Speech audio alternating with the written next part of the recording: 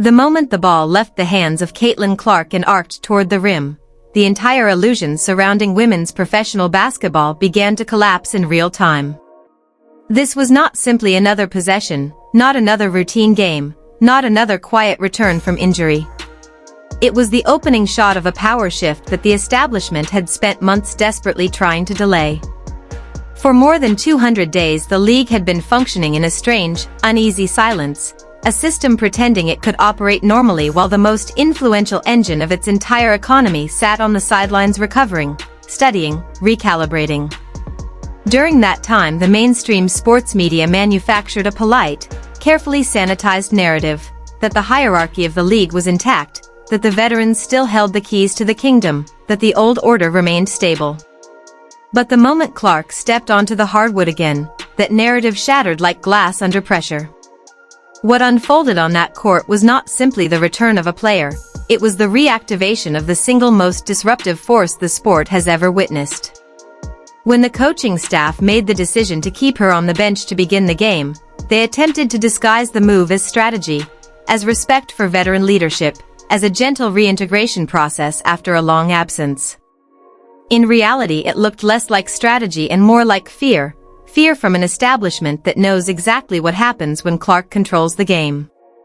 Because the numbers that followed were not ordinary statistics, they were a financial report of domination.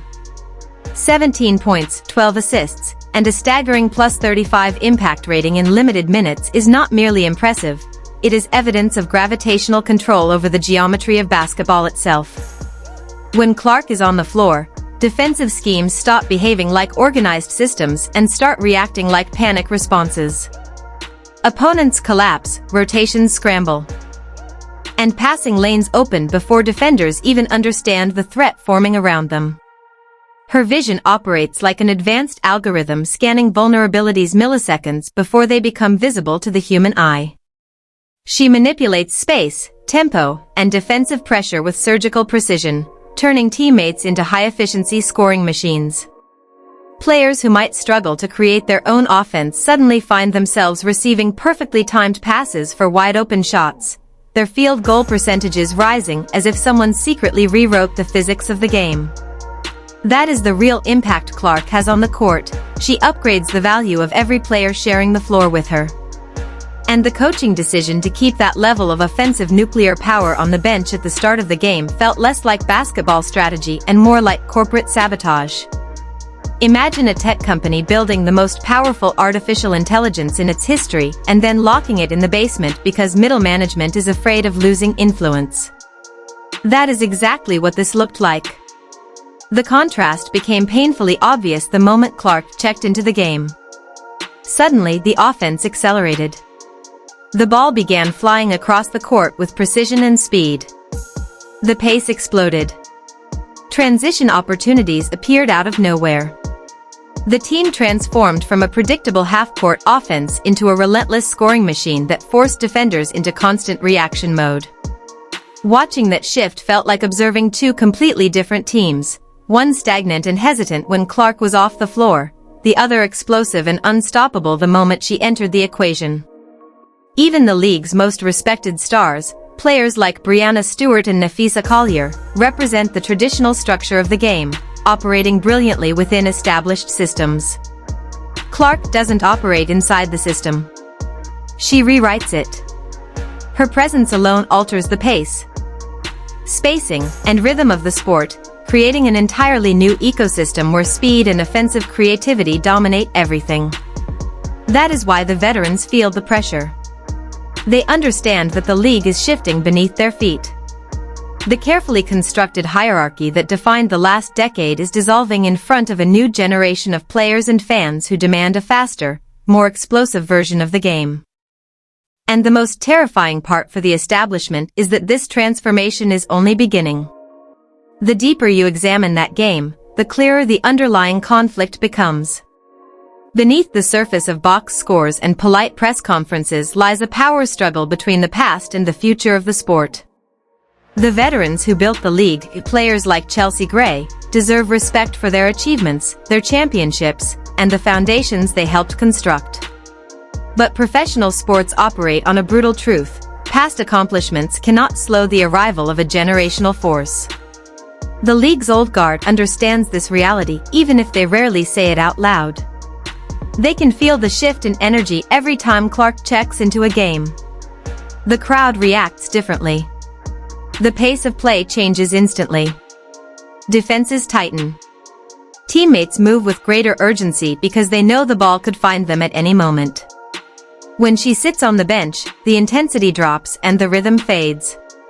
When she returns, the atmosphere transforms again, as if someone flipped a switch controlling the entire arena. That is the difference between a talented player and a transformational one.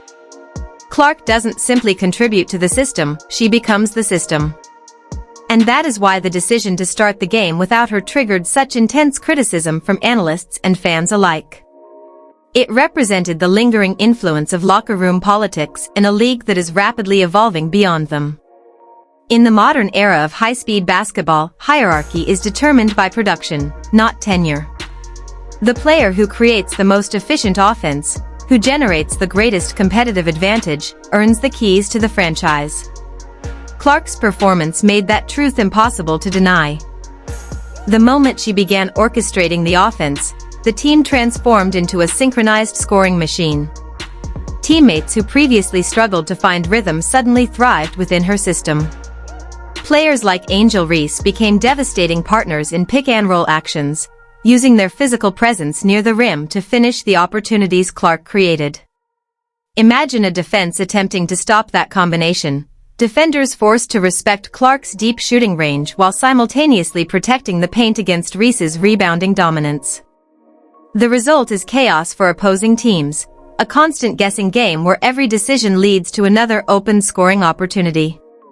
Add another elite guard like Paige Buchers to the perimeter and the equation becomes even more terrifying. Suddenly defenses cannot double Clark without leaving another lethal scorer open. They cannot collapse into the paint without surrendering the three-point line.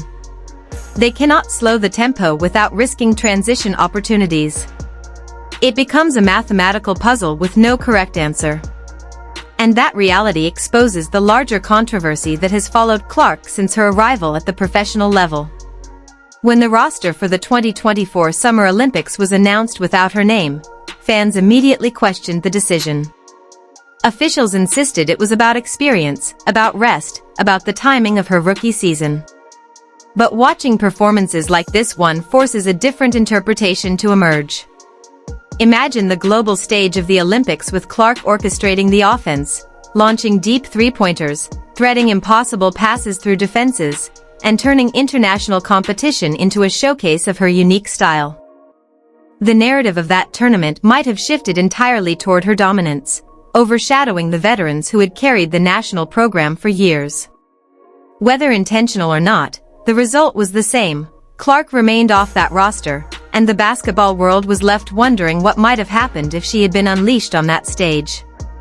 Now the league must confront a new reality. The 200-day absence is over.